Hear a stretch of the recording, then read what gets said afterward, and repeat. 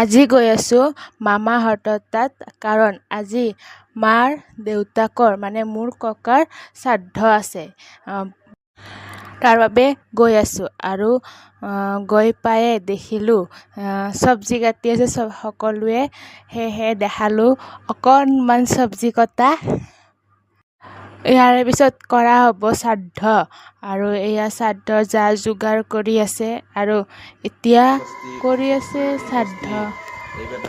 শ্ৰাদ্ধ কৰা হোৱাৰ পিছত আমি প্ৰসাদ খালোঁ। তাৰ পাছত আপোনালোকক দেখুৱাম মামাৰ ল'ৰা ছোৱালীকেইটাৰ কিছুমান খেল দেখুৱাম, বলক দেখুৱাওঁ এতিয়া। আৰু এতিয়া আমি প্ৰসাদ খাই ল'লোঁ, ইয়াত চাব পাৰে। তাৰপিছত ভাত খালোঁ, ভাত খাই কেনে আপোনালোকক দেখুৱাম বলক। বহা, উঠা, বহা, বহা, উঠা, বহা। দেখিলে নহয়, উঠা বহা খেলি আছে। আৰু আজিলৈ আহিছোঁ, বাই।